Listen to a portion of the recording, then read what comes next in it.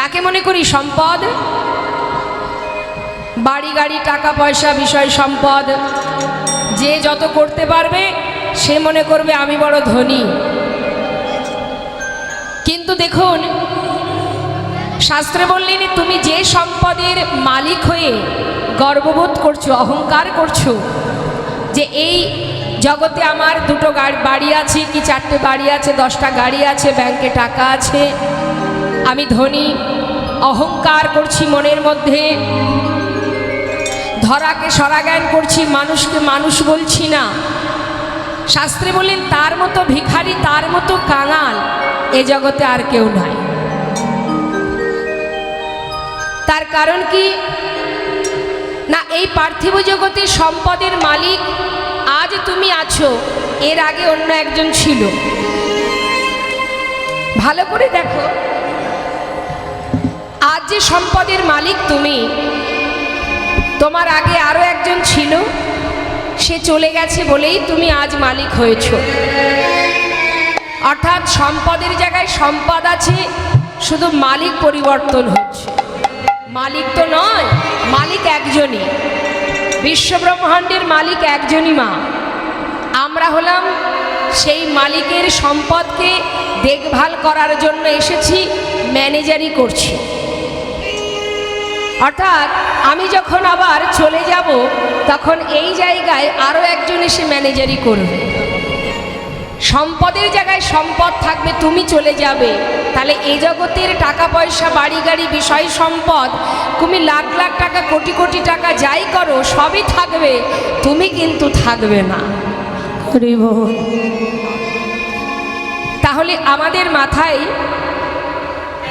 একটা কথা মনে রাখতে হবে যে আমার সঙ্গে যাবে কে? তাহলে আমার নিজের বলতে সম্পদ কি আছে যেটা আমার সঙ্গে, আমি চলে গেলে আমার সাথে চলে যাবে, যার ভাগ আর কেউ পাবে না। আমি চলে গেলে আমার সঙ্গে আমার সম্পদও যাবে, হরিবল হরিবল, আর কেউ মালিকানা করতে পারবে না। সেই সম্পদটা কি? যে নামটা নিয়ে আমরা ঘুরে বেড়াচ্ছি, এক একজনের এক একটা নাম আছে, তাই না? আমার নাম আপনারা সবাই জানেন।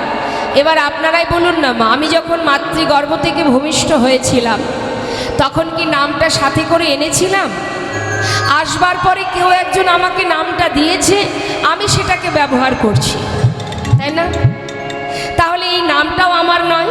আবার আমি যখন চলে যাব তখন এই নামটা থেকে যাবে, দেহটা থেকে যাবে, আমি চলে যাব। আমি কথার অর্থ কি? আমি মানে কি? আত্মা। যত সময় ভগবানের দেওয়া এই দেহের মধ্যে আমি আছি, মানে আমার আত্মা আছে, তত সময় আমি কথা বলবো, চলবো। যখন আমি থাকবো না, এই দেহটা থাকবে, সবই থাকবে, শুধু আমি চলে যাব। অর্থাৎ এই নিঃশ্বাস প্রশ্বাস এটাই হচ্ছে আমি। তাহলে আমাকে জানতে হবে যে নিঃশ্বাস প্রশ্বাসে যেটা চলছে মানে আমি বিরাজ করছি। ভগবানের দেওয়া এই ঘর, এই পৃথিবীতে পঞ্চভূতে গঠিত এই দেহ, ক্ষিতি অব তেজ মরুদ্ভ। তাহলে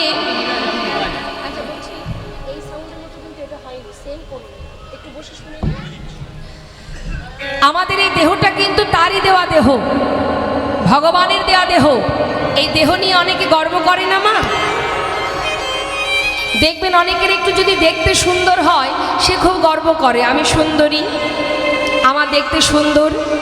দেখুন অহংকারের অনেকগুলো নিয়ম আছে, শুধু যে টাকায় অহংকার হয় তা না, অনেক রকমের অহংকার হয়, রূপেরও অহংকার হয়। হ্যাঁ, কিন্তু শাস্ত্রে বললেন এটা তো ভগবানের দেওয়া, এ তো তোমার নয়।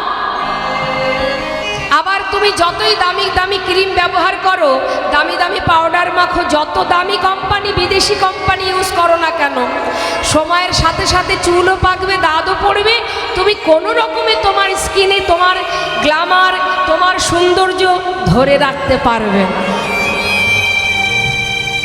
কেন পারবে না? এটা তো তোমার দেহ নয়। যে দিয়েছে সময়ের সাথে সাথে সে আবার একটু একটু করে সব কেড়ে নেবে। তাহলে অহংকার কিসে? কেন এত অহংকার? শাস্ত্রে মহাজন বললেন, হে জীব, পার্থিব জগতের কোনো কিছু নিয়ে অহংকার করো না। অহংকার সেই করতে পারে যে জন গৌর হরির চরণকে মানে যুগল চরণকে নিজের সম্পদ মনে করতে হরি বল হরি বল। সেই পারে একমাত্র অহংকার করতে। কেন? এসেছিলাম কৃষ্ণ ভজনের জন্য, তাই তো? কি জন্য এসেছি? ভালো খাবো, ভালো ঘুরবো, ভালো পড়বো, ভালো বেড়াবো, এই জন্য নয়।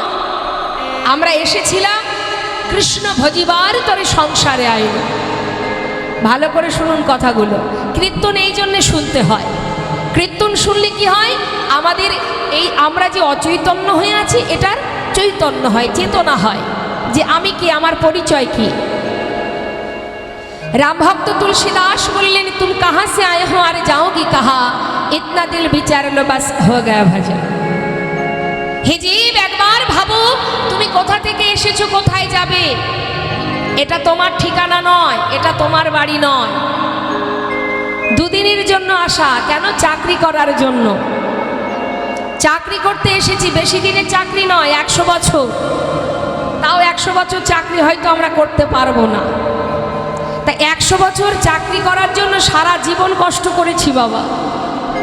ছোটবেলা থেকে লেখাপড়া করে যেমন শেষে গিয়ে কেউ চাকরি পায়, কেউ পায় না, ঠিক তেমন আমরাও 84 লক্ষ জনই ভ্রমণ করেছি।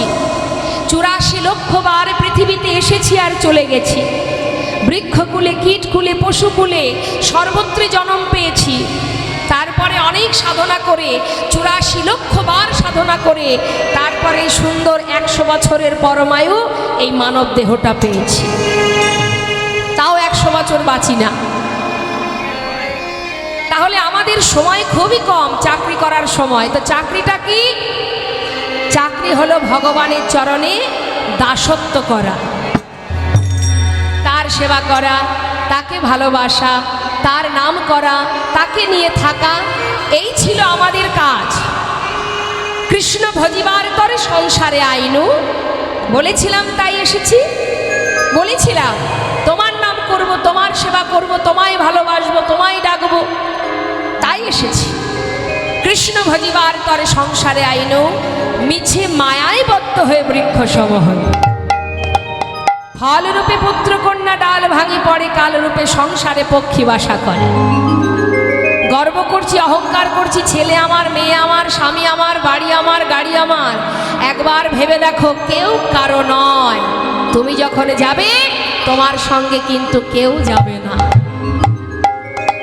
অর্থাৎ বিচিত্র নাট্য মঞ্চে সবাই আমরা অভিনয় করছি, কিন্তু আমাদের অভিনয় যখন শেষ হবে, অভিনয় কখনো ছিলাম কারোর কন্যা, কখনো কারোর স্ত্রী, কখনো কারোর মা, এই তো চলছে যাত্রা। কিন্তু যাত্রা শেষ হলে প্রত্যেককে, সবাইকে একদিন না একদিন ফিরে যেতে হবে আপন ঘরে। সেই ঘর কোথায়? না গোলক ধাম, যেখান থেকে আসা সেখানেই চলে যেতে হবে। তাহলে যে জন্যে আমাদের আশা, সেটাই হচ্ছে আমাদের কাজ। আমরা ভগবানের চরণের দাস কেউ হতে পারিনি। সবাই এখানে যত ভক্ত আছেন একবার বলুন না, ভগবানের দাস কি আমরা আদেও হতে পেরেছি? সবাই তো আমরা মায়ার দাস হয়ে বসে আছি। নিতাই হরি বল হরি। ভগবানের কাছে কখনো বলি না ভক্তি দাও, কখনো বলি না হে দয়াময় আমাকে তোমার প্রতি প্রেম দাও, ভক্তি দাও, ভালোবাসা দাও। কি চাই? এই বছর পাকা বাড়িটা করেছি, পরের বছর ওপরের ঘরটা যেন করতে পারি। এবছর ঘরটা হয়ে গেল, পরের বছর যেন ভালো বৌমাকে নিয়ে মানে ছেলে বিয়ে দিতে পারি। এই হচ্ছে আমাদের আশা। আহা, শুধুমাত্র ইহ জগতের সুখ স্বাচ্ছন্দ্য কামনা করি ভগবানের কাছে। কেউ বলি না হে প্রভু কৃষ্ণ ভক্তি দান করো, পেয়েছি সাধের মানব জনম, সময় চলে গেলে আর পাবো না।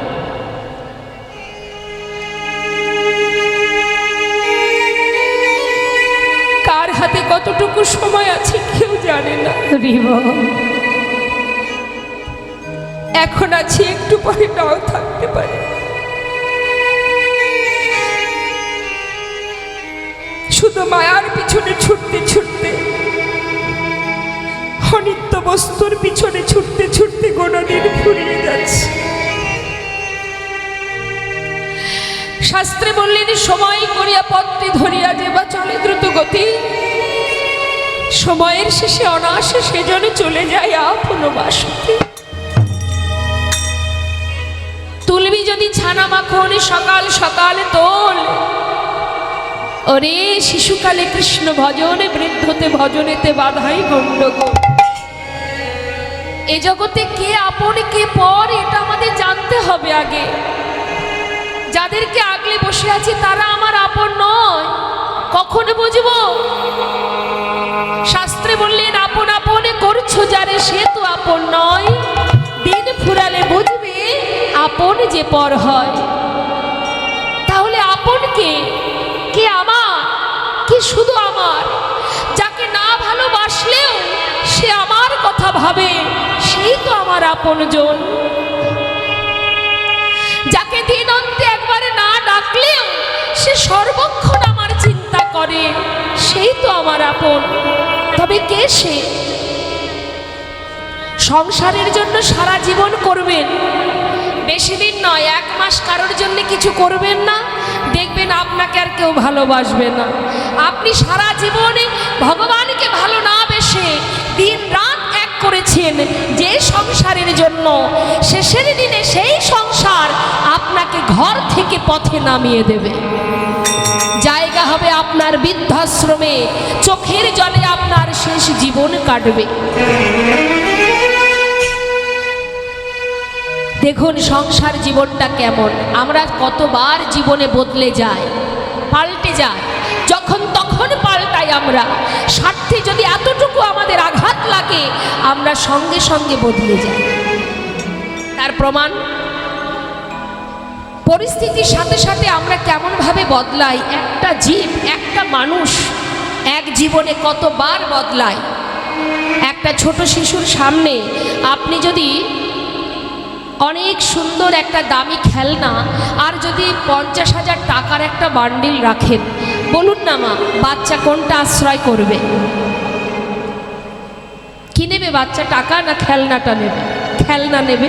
সে কিন্তু আগে নজর দেবে খেলনার দিকে, অর্থাৎ তার শৈশব বয়স সে আশ্রয় করছে কি? খেলনাকে, তাই না?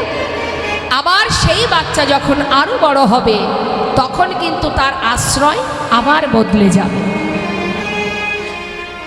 তখন সে কি আশ্রয় করবে? বিদ্যা। সর্বদাই বই খাতা কাঁধে নিয়ে ছুটে বেড়াবে, লেখাপড়া। পরিস্থিতির সাথে সাথে আশ্রয় বদলে যাচ্ছে তো। আবার যখন সেই শিশু আরো বড় হবে, আপনি মনে করুন বিবাহের বয়স হয়েছে, বিবাহ দিয়েছেন, ছেলে মেয়ে হয়েছে, তখন সে কি আশ্রয় করবে? টাকা। কোথায় গেলে টাকা পাবো? দেশে হোক বিদেশে হোক, সর্বদাই না খেয়ে না ঘুমিয়ে টাকার পিছনে সে ছুটবে। তখন কি খেলনা নিয়ে আর বসে থাকবে? তাহলে এক জীবনে কবার আশ্রয় বদলালো আমাদের? যখন তখন। পরিস্থিতির সাথে সাথে আশ্রয়ও কিন্তু বদলে যাচ্ছে। সেই ব্যক্তি যখন আবার বৃদ্ধ হয়ে যাবে, মনে করুন চলবার শক্তি আর তার নেই, কোনো রকমে কয়েকদিন আর হাতে সময়, হাতে লাঠি নিয়ে সর্ব ইন্দ্রিয় গুটিয়ে গেছে, খুঁড়িয়ে খুঁড়িয়ে কোনো রকমে চলাচল করে। তখন যদি আপনি সেই ব্যক্তিকে টাকার লোভ দেখান যে আমি তোমাকে 1 কোটি টাকা দেব, তুমি আর যে কদিন বাঁচবে তোমার পরিবার ত্যাগ করে তোমার মনের যা যা স্বপ্ন আছে তুমি পূর্ণ করো, কিন্তু পরিবারের কাছে থাকতে পারবে না। শেষ জীবনে গিয়ে কেউ যদি টাকার লোভ দেখায় আর তার বিনিময়ে যদি বলে পরিবার ত্যাগ করে দাও, সেই ব্যক্তি কি গ্রহণ করবে? টাকা নেবে না পরিবার চাইবে? বলবে বাবা আমার টাকার দরকার নেই, আর কদিন বা বাঁচবো, আমি যেন আমার ছেলে মেয়ের আত্মীয় স্বজন সবার কাছেই থাকতে পারিনি। তাই গৌর হরি বল, হরি বল। তাহলে এক জীবনে একটি মানুষ কতবার বদলায়? প্রতিটা মুহূর্ত পরিস্থিতির সাথে সাথে, সময়ের সাথে সাথে মানুষ বদলে যায়। কিন্তু জগতে এমন একজন আছে মা, যে কখনো বদলায় না, যে জন্ম থেকে মৃত্যু পর্যন্ত তোমারই কাছে আছে। যে সর্বদাই সুখে দুঃখে ভালো মন্দে তোমারই পাশে আছে, কিন্তু সে কে যে দুঃখে আছে সুখে আছে ভালোতে আছে মন্দতে আছে? কে সে হচ্ছে অনাদি আদি গোবিন্দ, যে সর্বদাই ছায়ার মতো তোমারই পাশে আছে। তুমি না থাকলেও সে থাকবে, তুমি থাকলেও সে থাকবে। সে আজও আছে, কালও থাকবে। যারা জেনেছে, যারা বুঝেছে, তারা মায়ার সংসারকে জড়িয়ে ধরে আর কেউ বসে নেই। সবাই চলে গেছে গোবিন্দের চরণে। যেমন সরগোস্বামী, এই সরগোস্বামী কিন্তু আমার আপনার মতো দিনহীন কাঙাল ছিল না, তারা জমিদার ছিল। কিন্তু তারা বুঝেছে কোনটি আপন কোনটি পর, কোনটি সার কোনটি অসার। তাই সর্বস্ব ফেলে তারা ছিন্ন বসন পরিধান করে জনমের মতো মায়ার সংসার পরিত্যাগ করে তারা চলে গেছে আপন ঘরে ফিরে। বিশ্বকবি রবীন্দ্রনাথ ঠাকুর তাই তো তিনি বলেছিলেন, আমাদের মতো জীবকে শিক্ষা দিয়েছেন, আমার হিয়ার মাঝে লুকিয়েছিলে, দেখতে আমি পাইনি তোমায়, দেখতে আমি পাইনি। আমার হিয়ার মাঝে লুকিয়েছিলে, দেখতে আমি পাইনি তোমায়, দেখতে আমি পাইনি। আমার হিয়ার মাঝে লুকিয়েছিলে, দেখতে আমি পাইনি তোমায়, দেখতে আমি পাইনি। আমার হিয়ার মাঝে লুকিয়েছিলে, দেখতে আমি পাইনি তোমায়, দেখতে আমি পাইনি। বাহির পানে চোখ মেলেছি, বাহির পানে, অর্থাৎ বাহির পানে মানে বাহির জগৎ, এই মর্তধামে অনিত্য বস্তু, যাদের দিকে সর্বদাই আমরা লালায়িত। তাই বলছে বিশ্বকবি, বাহির পানে চোখ মেলেছি, বাহির পানে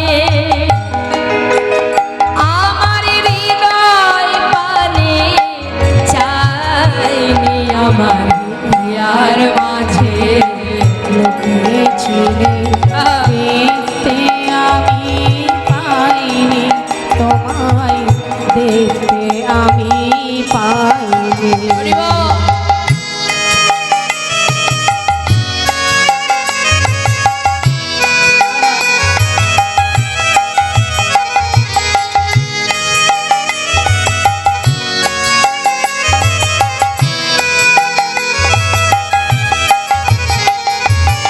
আমার সকল ভালোবাসা, সকল আঘা, সকল আশায়, আমার সকল ভালোবাসা, সকল আভা, সকল আশা, আমার সকল ভালোবাসা, সকল আঘা, সকল আশায় তুমি ছিলে আমার কাছে, তুমি ছিলে আমি তোমার কাছে যাইনি।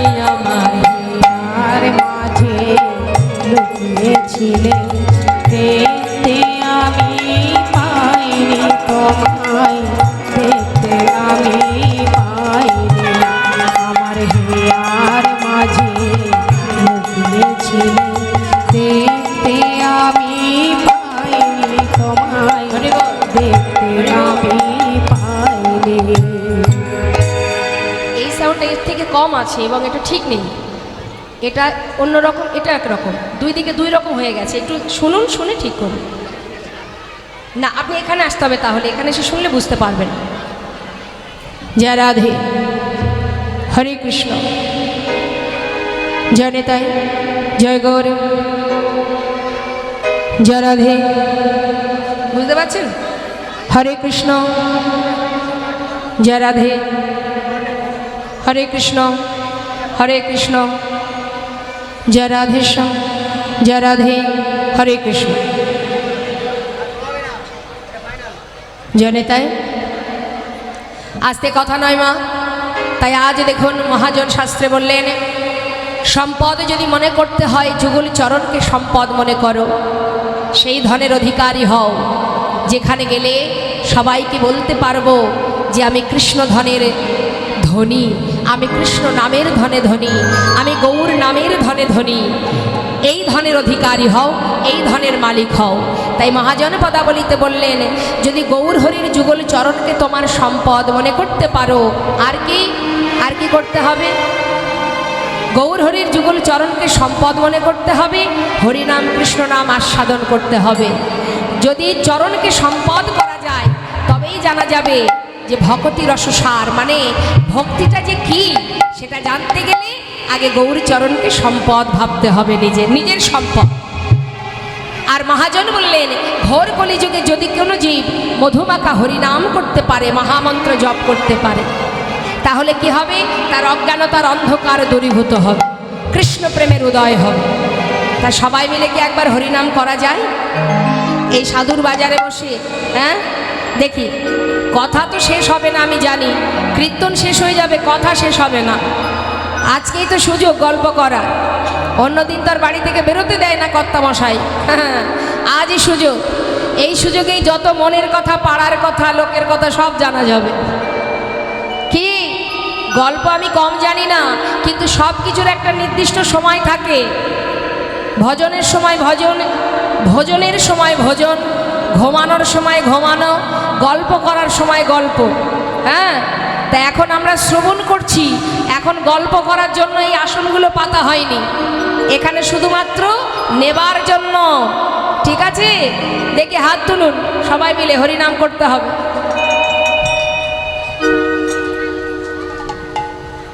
সবাই তুলেছেন তো? যার যার হাত আছে কই দেখি তুলুন। আর যার নেই সে আর কি করে তুলবে? যার নেই সে আর তোলার তার দরকার নেই। হ্যাঁ, এবার হাতে তালি দিয়ে সবাই মিলে আমরা গাইবো, কেমন? বাহ! হাতে তালি দিলে অনেক উপকার হয়, শরীরের অনেক রোগ সেরে যায়। আবার কি হয়? শরীরের অলসতা জড়তা কেটে যায়। হ্যাঁ, আবার অহংকারও দূরীভূত হয়ে যায়। দেখে হাত তুলুন। এবার হাতে তালি দিয়ে সবাই মিলে আমার সঙ্গে গাইবেন, আমিও গাইবো, আপনারাও গাইবেন, কেমন? জয় রাধে। হরে কৃষ্ণ। শুনে নিন তাহলে, আমার পরে, আমার শেষ হলে আপনারা গাইবেন, তবে গলা ছেড়ে। হ্যাঁ, যেন স্কেলের সঙ্গে মিলে যায়। আবার দেখবেন যেন আনস্কেল না হয়, গলা ছেড়ে গাইলেই মিলে যাবে।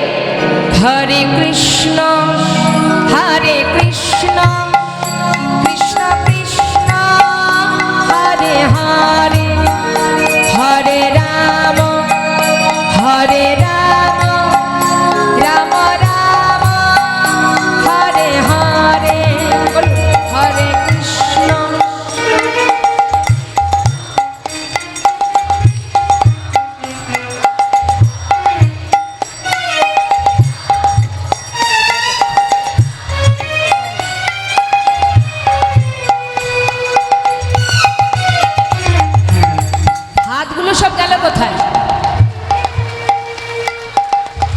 ভগবান দিয়েছে আপনার হাত, যার দেয়নি সে জানে না থাকার জ্বালা। আপনাকে দিয়েছে, তো যে দিয়েছে তার জন্য একবার তুলে, দু হাত তুলে প্রাণ ভরে নাম করুন। আজকে যেটুকু কর্ম করবেন এটুকু কিন্তু খাতায় লেখা হবে। যেদিন বিচার হবে,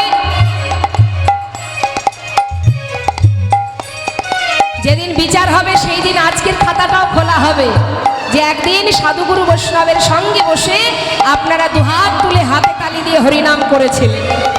হ্যাঁ, তাই একটু কর্ম করতে হবে, তো না হলে যাবো কি করে? দেখে হাত তুলে। হরে কৃষ্ণ, হরে কৃষ্ণ, কৃষ্ণ কৃষ্ণ,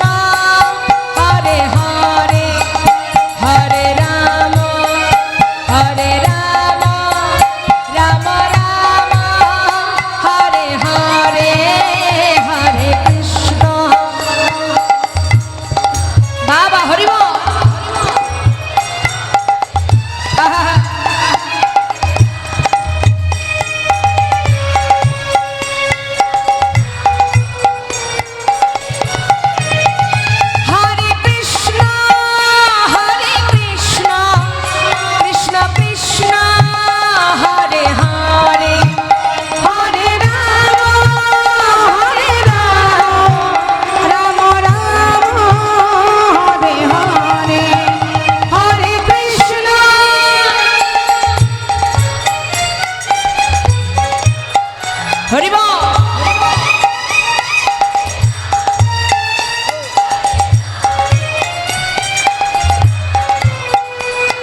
বাবা হে হরে কৃষ্ণ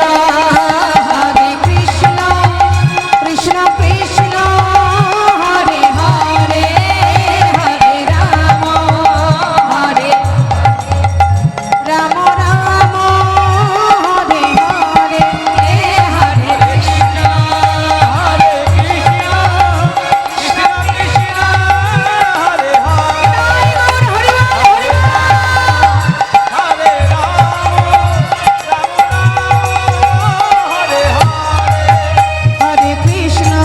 হরে কৃষ্ণ কৃষ্ণ কৃষ্ণ হরে হরে হরে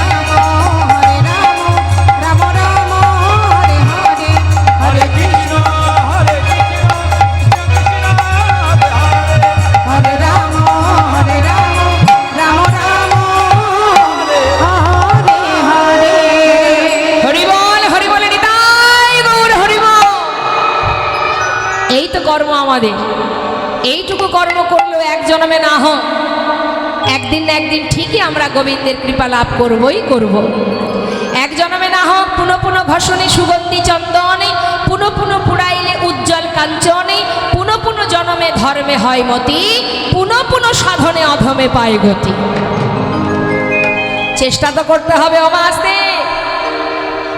আপনি যদি মনে করেন ভক্তি রাজ্যে আপনি এগিয়ে যাবেন, ভগবানকে ভালোবাসবেন, আপনি যদি কিছুটা পা এগিয়ে যান, এগিয়ে গিয়ে হয়তো সেখানে আপনি হোঁচট খেয়ে পড়ে গেলেন, তাতে কি আছে? পিছিয়ে তো গেলেন না, সেখানেই তো রইলেন, একটু হলেও তো এগিয়ে গেলেন। হ্যাঁ, তো চেষ্টা করে যেতে হবে, প্রয়াস করতে হবে, ঠিক একদিন না একদিন প্রভুর কৃপা হবেই হবে।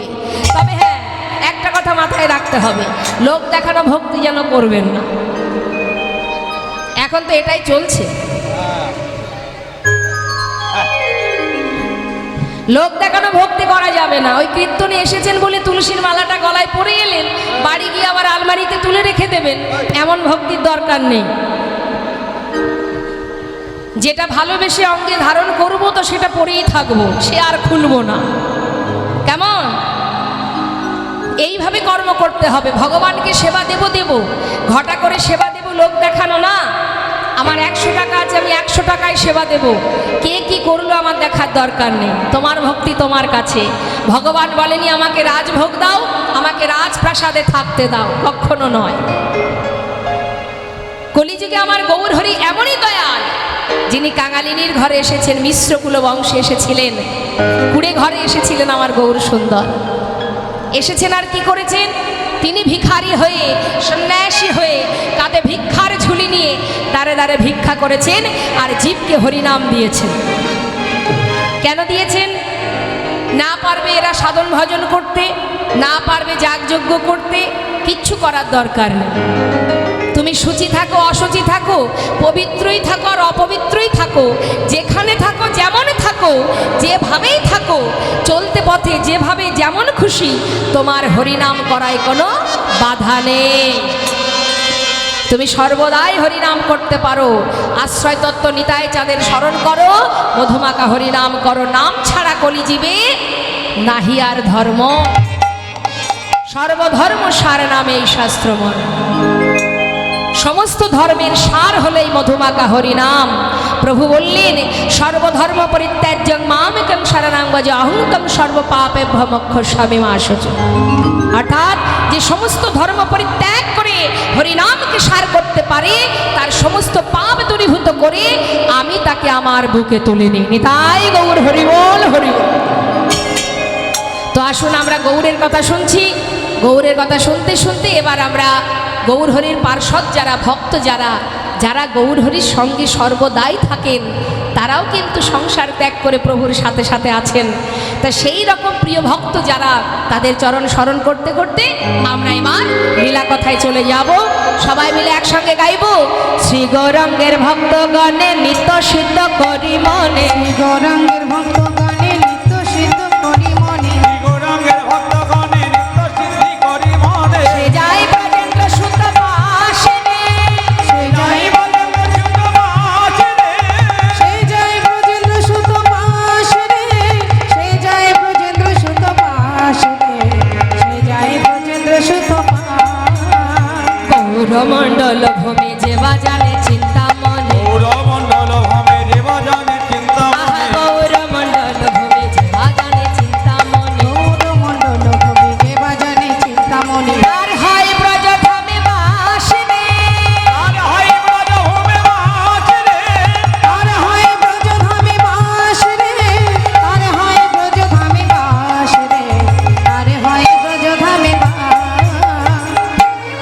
ইহেতে বনেতে থাকো হাগো রঙ্গ বলে ডাকো ইহেতে বনেতে হরি বল, হরি বল, হরি বল। ইহেতে বনেতে থাকো হাগো রঙ্গ বলে ডাকো নরতম মাগে তোর সঙ্গ নরতম মাগে তারি সঙ্গ নরতম মাগে তার সঙ্গ নরতম মাগে তার সঙ্গ নরতম মাগে তার সঙ্গ জয় তাই জয় গৌরে। আমরা গৌরচন্দ্রিকার মধ্যে ছিলাম। নরোত্তম দাস ঠাকুরের এই সুন্দর পদাবলীর মধ্যে দিয়ে আমরা লীলাকে মানে গৌরচন্দ্রিকাকে বিশ্রাম রাখলাম। এই নরোত্তম দাস ঠাকুরকে মা ইনি হচ্ছেন প্রথমত এই যে লীলা কীর্তন আপনারা আস্বাদন করছেন, এই কীর্তন সর্বপ্রথম ইনিই সৃষ্টি করেছিলেন। তবে কোথায় হয়েছিল কীর্তন? লীলা কীর্তন। এই যে কীর্তন আপনারা শুনছেন ভগবানের গুণকথা, তার মহিমা লীলা কথা, ইনি সর্বপ্রথম করেছিলেন এই নরোত্তম দাস ঠাকুর। তবে সেটা কোথায়? বাংলাদেশে পদ্মা নদীর ধারে খেতুরি ধামে দোল পূর্ণিমা রাত্রে তিনি এই সর্বপ্রথম এই কীর্তন করেছিলেন। হরিবল, হরিবল। আর আমার মহাপ্রভু তিনি কিন্তু কীর্তন করেননি, তিনি হরিনাম প্রচার করেছিলেন, হরিনাম সংকীর্তন। তাই গৌরহরিকে বলা হয় সংকীর্তনই কপিতর, অর্থাৎ যিনি হলেন আমাদের সংকীর্তনের পিতা। তো আসুন আমরা গৌরচন্দ্রিকা বিশ্রাম রেখে লীলায় যাব। প্রত্যেকে দুটি বাহু তুলে গৌরহরির গুণগান শুনতে শুনতে আমরা চলে যাব। একটা গৌরের ভজন শুনতে শুনতে যাই, প্রত্যেকে গাইব। দুটি বাহু তুলে উলুধ্বনি হরিধ্বনি নিতাই গৌর হরিবল, হরিবল।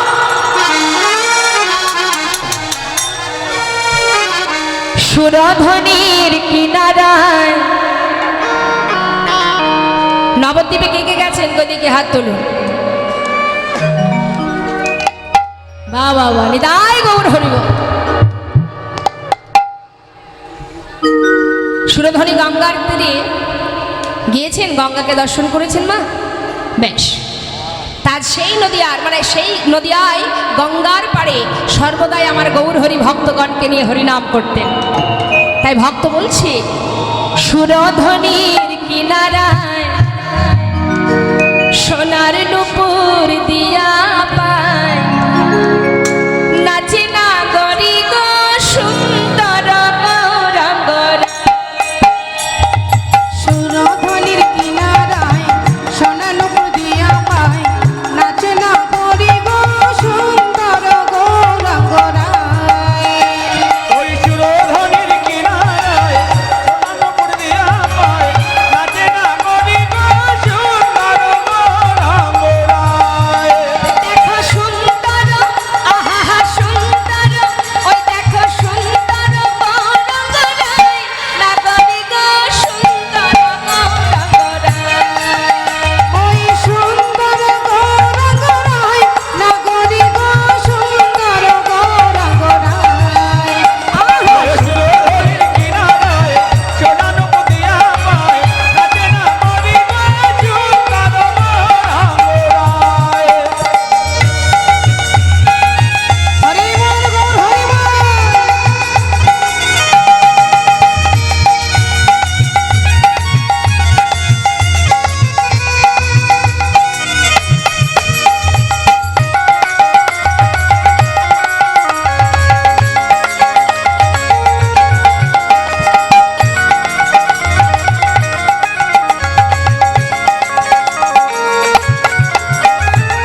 সুন্দর কপালে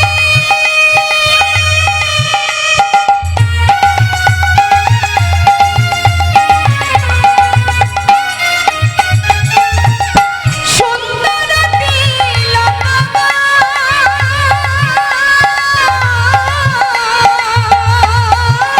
ওই সুন্দর কমলে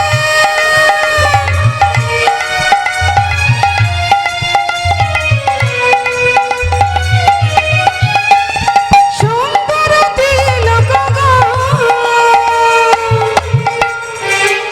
সেই তো সুন্দর।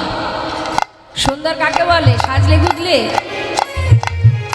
ওই দামি দামি যাই মাখো না কেন, যত সুন্দর করে মেকআপ করো না কেন, একবার জল দিয়ে ধুলে সেই যা তাই হয়ে যাবে। সুন্দর তো সেটাই যার অঙ্গে দামি বসন নেই, ভূষণ নেই, শুধু আছে ললাটে একটা তিলক। যা দেখলে ভুবন ভোলে, যা দেখলে কত মুসলমান, কত হিন্দু কত বৈদ্য সবাই পাগল হয়ে যায়। তাই শাস্ত্রে বললেন রূপ হলে সেটাই রূপ, যার অঙ্গে দামি বসন নেই, অলংকার নেই, কিছুই নেই, তথাপিও সুন্দর হতেও সুন্দরতম দেখায়, সেটাই তো সুন্দর। সুন্দর কমলে, সুন্দর তিলক,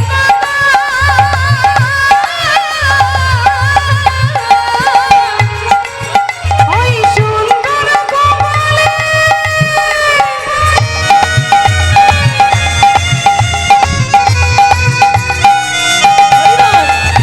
সুন্দর তিলক দেখো সুন্দর এখন, দেখো সুন্দর এখন, দেখো সুন্দর এখন নামা বলি নাই, নাগরি গো সুন্দর গৌরাঙ্গ রায়। ওই সুরধরির কিনারায় সোনানো মতিয়া পায়, রাজের মণিমা সুন্দর গৌরাঙ্গ রায়।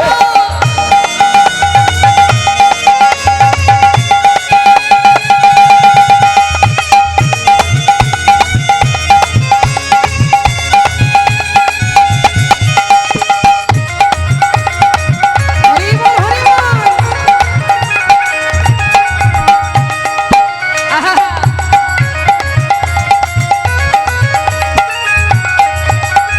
সুন্দর নয়নে চাই গো রাজার মনে গো,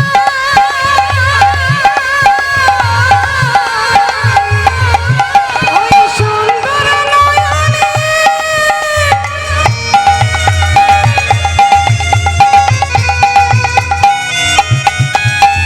চাই গো রাজার মনে গো।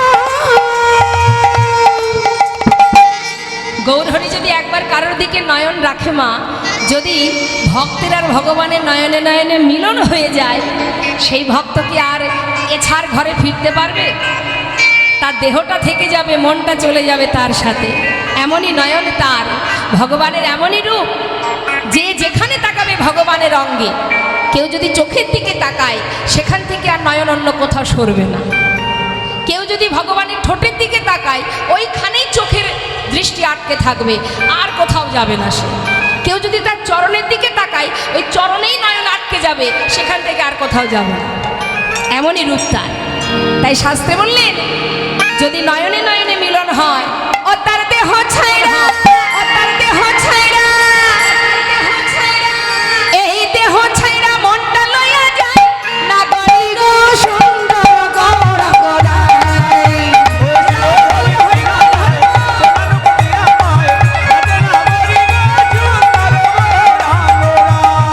আহ সুন্দর গৌরাঙ্গ রায়, সুন্দর গৌরাঙ্গ রায়,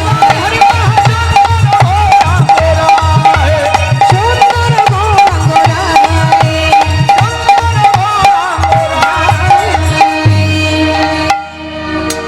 অপূর্ব মহিমা আস্বাদন করতে করতে কখন সময় চলে যায় কেউ জানে না। ভগবানের অমৃত কথা এমনই কথা মা। আসে আমার আপনার গুণের কথা যদি এখানে বলি, দেখবেন একটা ভক্ত থাকবে না। থাকবে?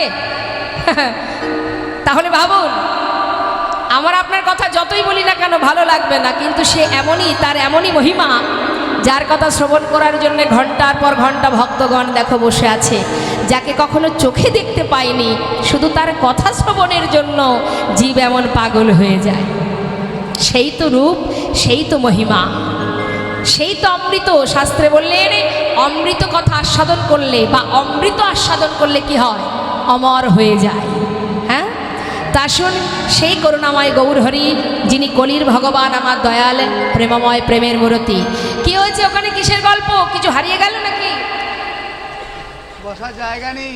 খুঁটিতে হেলান দিয়ে তো বেশ বসে আছো। কীর্তন শুনতে এসো, চিন্তা করে খুঁটি যদি কোথাও পায়। কি হয়েছে ওখানে? এত কথা কেন?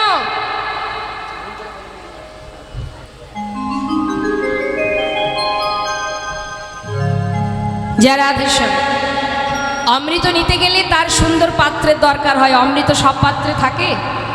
হ্যাঁ, অমৃতের জন্য সুপাত্রের দরকার হয়, আর সেই পাত্র আছে আপনাদের কাছে। এবার আপনারা যতটা নিতে পারবেন। তাই না? হরি বল। যতটুকু বলাবেন আমি ততটুকুই বলতে পারবো, তার বেশি নয়। এখন যদি গল্প করেন তাহলে আমিও কীর্তন বন্ধ করে গল্প করব। জয় রাধে।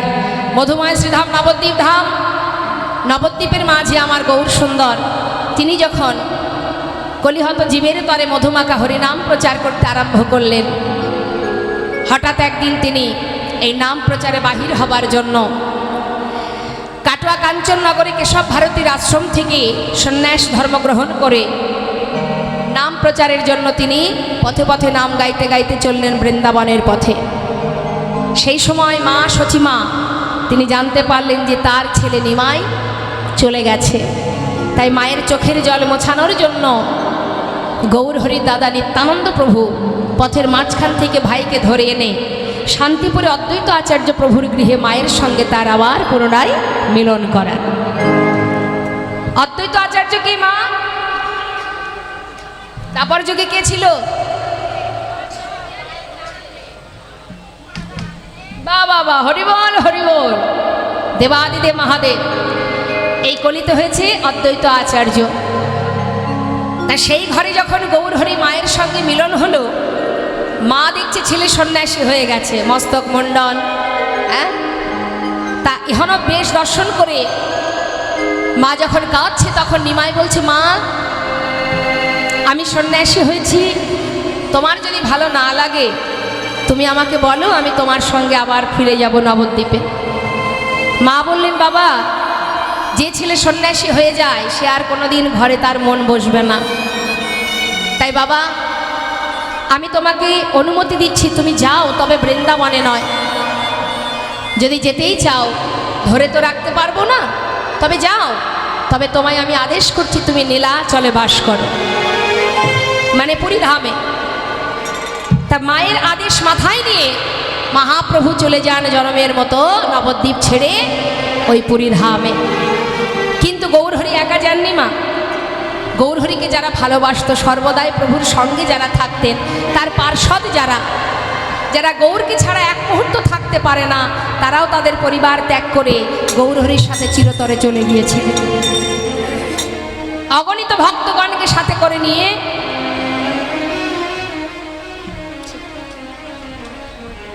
নীলাচলে পুরীধামে জগন্নাথ মন্দিরের সামনে বসে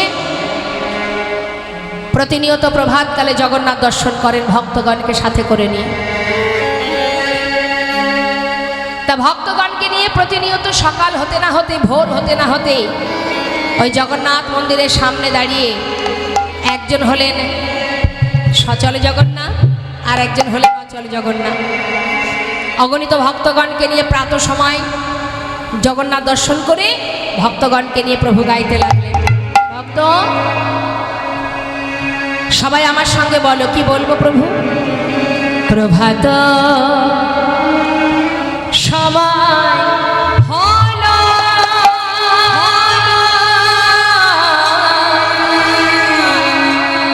কৃষ্ণ কৃষ্ণ বলো, প্রভাত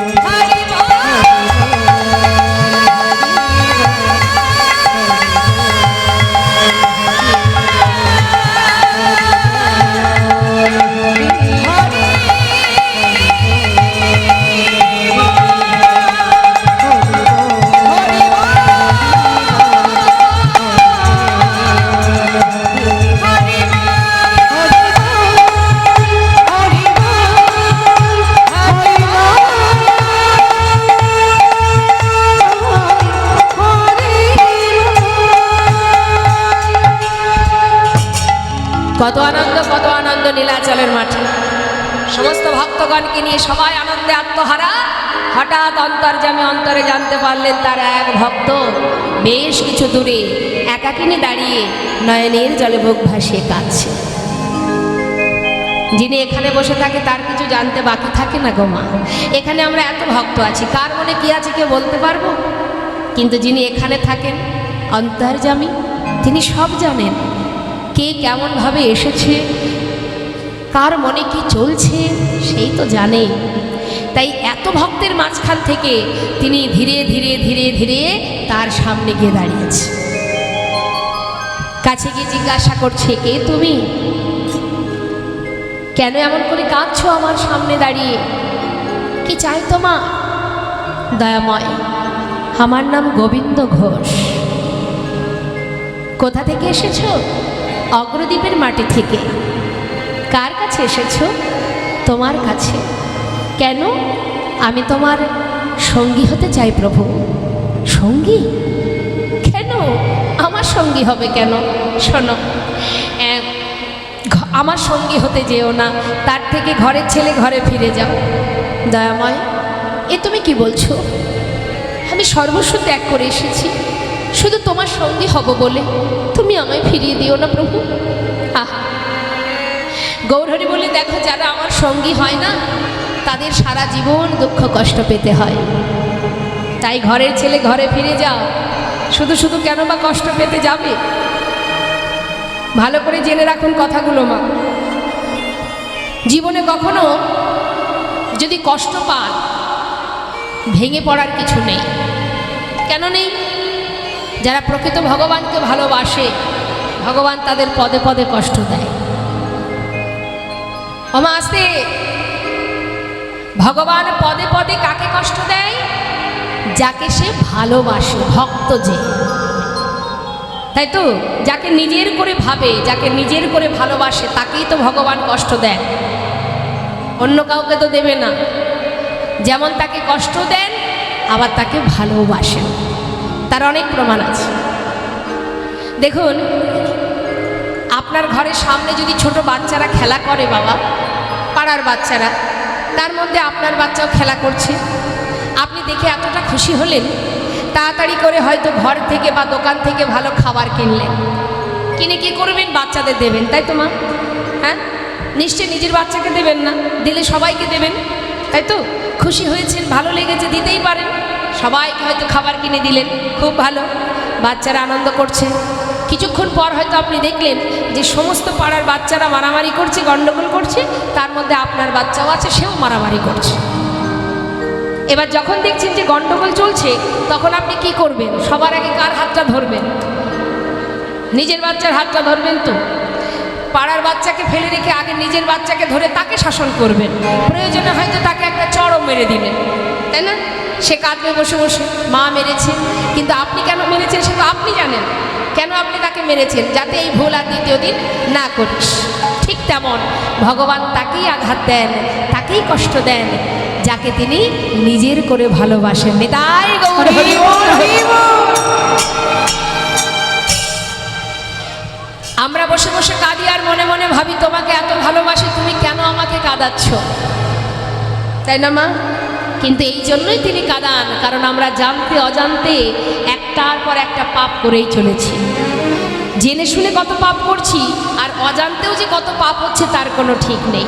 তাই ভগবান প্রতিটা মুহূর্ত দুঃখ দেয় এই জন্য যে দ্বিতীয় দিন যেন তুই আর পাপ করিস না, আর ভুল করিস না। তাই তিনি আঘাত দেন। কিন্তু যেমন তিনি আঘাত দেন, তেমন আপনার সুখে দুঃখে ভালো মন্দে সর্বদাই আপনি যদি তাকে ভুলে না যান। অনেক সময় আঘাত পেলে আমরা আর ভগবানের মুখ দেখতে যাই না, দেখবই না তোমার মুখ। এমনটা না করে যদি কেউ তাকে ভুলে না যায়, তার অনেক প্রমাণ আছে। যেমন কৃষ্ণ ভক্ত সুদামা, দেখতে দেখতে তার জীবনে সর্বস্ব কেড়ে নিয়েছিলেন ভগবান, তথাপিও সুদামা নিঃশ্বাসে প্রশ্বাসে কৃষ্ণ ছাড়া আন জানত না। শ্রীমতী রাধারানী শাশুড়ির ঘরে লাঞ্ছনা গঞ্জনা সহ্য করে রন্ধন করেছে, কর্ম করেছে, সবই করেছে। সর্বদাই চোখের জলে বুক ভাসিয়ে বাদিনীর ঘরে বসে কেঁদেছে, কিন্তু তথাপিও কৃষ্ণ ছাড়া আর জানত না। এটাই হলো ভক্তের লক্ষণ। মহাভারতে পঞ্চপাণ্ডব সারা জীবন কষ্ট করেছে, কিন্তু কৃষ্ণ ছাড়া তারা এক মুহূর্ত থাকতো না। এটা হচ্ছে প্রকৃত ভক্তের লক্ষণ। কষ্টই দাও আর সুখই দাও, আমি কোনো কিছুই জানতে চাই না, আমি শুধু তোমায় ভালোবাসি। একদিন গোবিন্দ রাধারানীকে বলছে, রাধে তুমি তো আমাকে এত ভালোবাসো, বাদিনীর ঘরে থেকে তুমি আমার জন্য বসে বসে কাঁদো। আজ আমার মনে বড় ইচ্ছা, আমি তোমায় বর দেব। বলো রাধে তুমি কি চাও? দেখুন মা রাধারানী কি চাইলেন, বধূ তুমি আজ আমায় বর দেবে? যা চাইবো তাই দেবে তো? তবে শোনো, আমি তো আলাভোলা গোয়ালিনী, তাই তোমার কাছে আমার এটাই চাওয়া, এই আশীর্বাদ করো বধূ। আমার মতো এমন অভাগিনী কাঙালিনী এ জগতে অনেকেই আছে, যারা আমার থেকেও তোমাকে বেশি ভালোবাসে। তাই তোমার কাছে বধূ শুধু আমার একটাই চাওয়া, তুমি আমাকে ভুলে যাও বা না যাও তাতে আমার দুঃখ নেই। তুমি শুধু আশীর্বাদ করো আমি যেন তোমায় ভুলে না যাই। নিতাই গৌর হরিবোল হরিবোল। আমি যেন তোমায় ভালোবাসতে পারি, তুমি আমাকে ভালোবাসো বা নাই বাসো। রাধারানী চেয়েছিলেন। হিরণ্যকশিপুকে বধ করবার পর 5 বছরের শিশু প্রহ্লাদ নরসিংহ মূর্তি ধারণ করে ভগবান প্রহ্লাদকে কোলের মধ্যে বসিয়ে বলেছিল, প্রহ্লাদ এইটুকু শিশু তুমি, 5 বছর বয়স তোমার, এত ভক্তি, এত নিষ্ঠা, আমার প্রতি এত প্রেম ভালোবাসা তোমার, আমি মুগ্ধ, আমি সন্তুষ্ট। বলো ভক্ত তুমি কি চাও আমার কাছে? তুমি যা চাইবে আমি তোমাকে তাই দেব। প্রহ্লাদ মুখের দিকে তাকিয়ে আছে, 5 বছরের শিশু। মা দেখুন কি শিক্ষা! সেই ছোট্ট শিশু মায়ের প্রভুর কোলে বসে প্রভুর চোখের দিকে তাকিয়ে আছে, আর ভগবান বলছে, বলো প্রহ্লাদ কি চাও? স্বর্গ মর্ত্য পাতাল, যদি এই 3 ত্রিভুবনের রাজা হতে চাও আমি রাজা করে দেব। বলো কি নেবে? তাও তাকিয়ে আছে। কি হলো এমন করে তাকিয়ে আছো যে? তুমি কি আমার মতো ভগবান হতে চাও? যদি হতে চাও আমি তাই করে দেব। বলো তুমি চাও কি? প্রহ্লাদ বললেন, প্রভু তাহলে তুমি বরই যদি দিতে চাও এই বর দিয়ে যাও, যতদিন ধরায় বেঁচে থাকবো ততদিন তোমার কাছে কিছু চাইবার ইচ্ছাটুকু যেন আমার ভিতরে না আসে। নিতাই গৌর হরিবোল। তোমার কাছে কিছু যে চাইবো এই ইচ্ছাটুকু যেন আমার ভিতরে না জাগে, এই আশীর্বাদ করে দিয়ে যাও। এটা হলো ভক্তের চাওয়া। হাজার